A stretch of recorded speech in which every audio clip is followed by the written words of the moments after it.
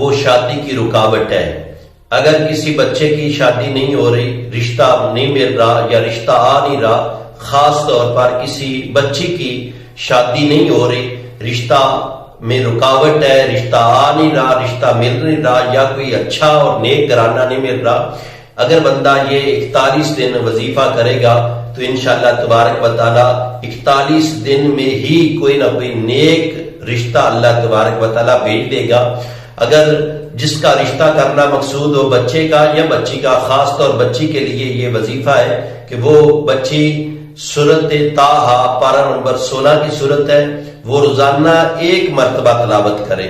روزانہ 1 دفعہ فجر کی نماز کے بعد یا کسی بھی نماز کے بعد